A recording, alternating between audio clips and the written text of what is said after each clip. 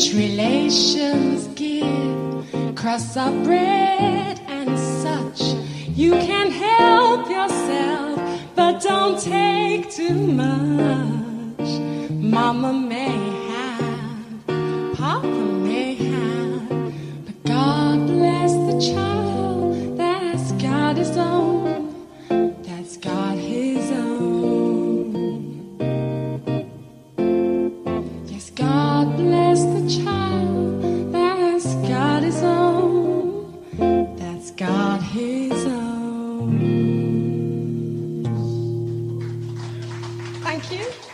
You know, I can see why you really like it, Natalie. I really enjoy it as well. I really like it. Now, you're performing this live, right, at an event? Yeah. What event was that? That was the event, a recent event, and it was called 50 Years of Jazz and Blues, from Bessie Smith to Billie Holiday, 50 years of jazz and blues. We also did a Roberta Flack song as well, Killing Me Softly. So we went from kind of 1926 to 1970, and it was one of our favourite venues. It won't mean a lot to your listeners, but it's called the Thunderbolt, and it's a very friendly venue, and we performed to, you know, well over 100 people, which is, you know, quite a nice healthy gig by our standards, and it was very enjoyable. I mean, you loved it now, didn't you? It was fantastic, and the crowd were certainly on our side that night. It was very good. It went really well. I loved covering the vast range of the early songs and then the more sort of modern ones. I love Van the Man as well, a bit of Moon Dance, but still we like to have an eclectic mix. Sure, and we have pretty much that whole second set live on YouTube. Actually, we've got a few more just to. We're queuing them to put them up, but we have quite a number of those songs recorded live with us performing live, and that is something that we, as we said, something that we love to do. Well, let's talk about the second song, Black Coffee. Okay, well, Black Coffee, it was written in 1948. It was written by a person called Sonny Burke, and the lyrics were by Francis Webster, and it's a very popular jazz and blues standard. It's been recorded very widely by female singers from both inside and outside jazz. For instance, Sarah Vaughan in 1949, Peggy Lee literally made it her own in 1953, Ella Fitzgerald did it, even K.D. Lang in 1968, even Sinead O'Connor in 1992, and believe it or not, Marianne Faithfull in 2008. So, I guess it's a sort of what's called a torch song, and it's very bluesy, and we just love it, don't we, Nat? We do, yes. And the lyrics remind me, I always joke, the lyrics are like my life, because I'm always hanging around waiting for my partner to return, and, I'm just literally watching the door and pacing the floor, so I really am. Drinking coffee, so, yeah. So it means a lot to me. Oh. Well, let's have a listen to it then. How's that? Small Day. So here is Natalie Davis and Dave Merrick, known as Small Days, with Black Coffee.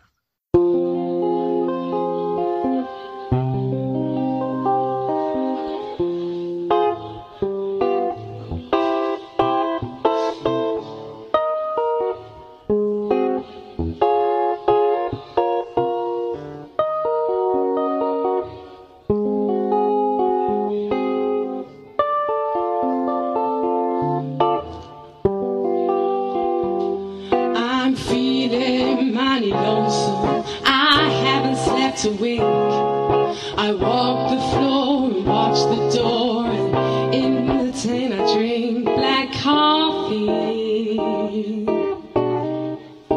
Love's a hand-me-down brew. I'll never know a Sunday on this weekday room. I'm talking to the shadows from 1 o'clock to 4, and Lord, how slow the moments go, and all I do is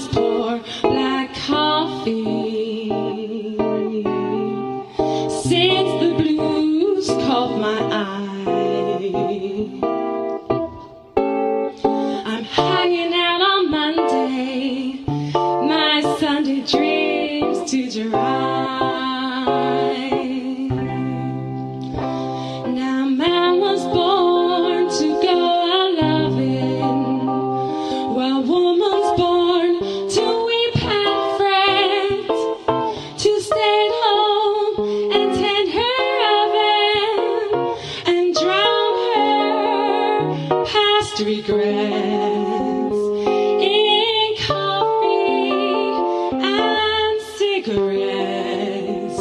You know I'm mooning all the morning, I'm mourning all the nights, and in between there's nicotine and not much heart to fight. Black coffee,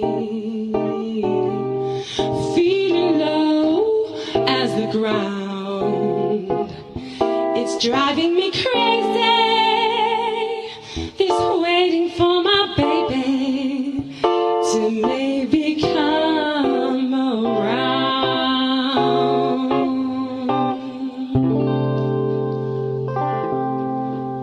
Thank you. Yeah, I see, Natalie, why, I mean, the lyrics of the song in terms of, waiting for that special loved one. Yeah, I do a lot of waiting. I don't know how I managed to make these children. I've got a tribe of children, but I seem to be on my own all the time. I don't know where they keep coming from.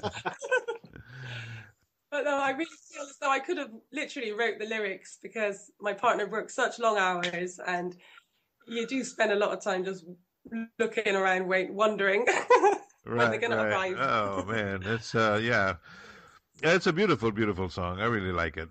Yeah, Thank I you. do. It's a great song. You now. I'm sorry, Natalie. Didn't mean to interrupt. You were saying? Well, I was just saying, I feel like I can put my all into the song, because I do believe in what I'm singing. So it's, I can get that across in my performance, because it does ring true so much. Yeah, and that's so important, right? That we get that emotion, that connection with the music, and then convey that, to the audience. Definitely, Patrick. And I have many songs, for different reasons, various reasons. So it's good. And a lot of the jazz songs do have real deep, hardcore meanings to them. So it's nice.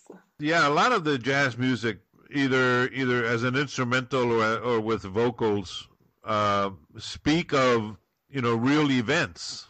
Sure, and we really do love to put the history in some context. That's why we sort of tend to do live performances, but sort of try and turn them into events or happenings.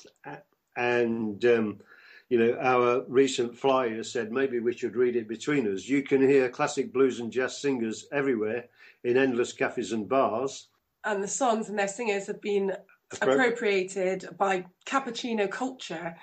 That it has been as if they've become a code of sophistication and relaxation and generalized coolness, but we're not really those types of things. We're just, we're just what we are. Yet they're always in the background, like an acoustic wallpaper, conspiracy. You can hear the songs around, And in the performance that we do, we wanted to bring them back to life by performing these classic blues and jazz songs in their history, in sort of chronological, historical order, if you like, and introducing them with some brief background and comments, so that you actually situate the audience in the history of the song and the history of the people, and that's equally important to us. Yeah. Wow. Basically, what you're doing is you're reintroducing some of this old music to the younger generation. Yes, this is it, and we're hoping that it will strike a chord with them, and they'll find some meaning to the words, because all these songs, they come from a place of hardship or, sort of woes and hard times, which we all face. So yeah, it should evoke emotion within some people everywhere, young and old. Yeah, sure. It's a real joy to us when, we do, young people, do come to our gigs, Great. And it's a big buzz when they do, isn't it? Yeah, when you get a bit of feedback from a young sort of student who says, "Oh, I particularly love that Ella Fitzgerald song." You think, "Oh wow," they're feeling it. Right. Now you're speaking of. They're half my age. Now, speaking of Ella Fitzgerald, Billie Holiday, Peggy Lee, you're working on something. Well, you said you're putting together or working together to create this special show that's going to be coming up in March of next year, right? Yeah. Yes. So we decided to focus on Billie Holiday for that one, because she is really one of my most treasured singers. I've sort of learned a lot of my style through listening to her music, and and following in her footsteps. If I could, I would. Yeah. What do you all, besides that, are you all working on any other new projects or anything coming up in the near future? That's our main project right now, Patrick. We have to say clearly, I'm going to be out of the country for quite a few weeks in the upcoming period. I'm actually visiting your wonderful country. I'm going to Santa Fe in New Mexico, and that's our, I think that will be my fourth visit to Santa Fe, and it's very nice that one of the things that I did when I was in Santa Fe, I met some great musicians and jammed along, and indeed one of them was a DJ on a radio station called KSFR, which is the kind of public broadcasting service for Santa Fe and beyond. And we were really thrilled, weren't we, when they decided to play some of our numbers. So I'll be on a bit of a mission with KSFR Radio in Santa Fe in come August, and of course we won't stop doing our local and regional kind of gigs in our favourite spots. We'll still be doing that. Are you going to Santa Fe as well, Natalie? Oh, I wish I could get away from, the housework. Go in suitcase and we could hit the streets of America and do the tour. Yeah, I wish too, Natalie. But it's a little bit more difficult when you have the children, though. Yeah, still a baby. She's only 1.5, so I think that's something to say about me wandering off around the globe. Well, maybe when she grows up a little bit, then they can come with you. That would be great. Oh, I'd love that. Oh. Anytime you want to invite us to Tampa, Florida, Patrick. We're going to get the flights and we'll be there. Well, we're going to have to work towards that. Okay, cool. Hey, listen, I want to thank you very much for taking the time to spend with us here on Bright Sky Radio. And no, thank you so much for having us, Patrick. We've really enjoyed talking with you. Thanks so much. We really have enjoyed it, Patrick. Thank you so very much. And thanks to Bright Sky Radio and to all your wonderful indie musicians that I listen to regularly. Keep it coming, guys and girls. It's amazing. And Patrick, you keep it coming too, man, because your station is great. Well, thank you. I appreciate that. Thank you. Sure thing. Natalie, thank you very much. I know you're quite busy with the children and you have to go back home because it's already a little late there where you're at. Thank you for persevering, and we got there in the end. So thanks so much, Patrick. Yeah, we really appreciate it, Patrick. And I feel like I've gotten to know you over the past little period, which is really cool. You don't often get to know people that interview you. Yeah, no, I feel the same way. We've spoken several times now, so I really appreciate all this. And let's stay in touch. Yeah, that would be great. And great to talk to you. And we'll speak soon, and certainly email soon. I'll send you some more MP3s and all the stuff we talked about. Okay, fantastic. Brilliant. Thank you. Now. Thanks again, Patrick. See you soon. Bye. Bye-bye. Bye now. Oh, what wonderful people they are. Truly, truly wonderful. This concludes our interview with Natalie Davis and Dave Merrick, also known as Small Days. They are from Bristol, England. I hope you enjoyed meeting them and learning more about their music and their passion for the early jazz and blues music in particular. Don't forget to visit their Reverb page at Small Days. There you will find the links to their other social sites, such as their Twitter page and Facebook pages, as well as their YouTube channel. Feel free also to follow us here on Spreaker Radio and visit us often to listen to more great interviews with the world's best independent and unsigned artists from around the world, right here on Artists in the Spotlight. This is your host, Pat Stone. Until next time, take care, be happy, be safe, and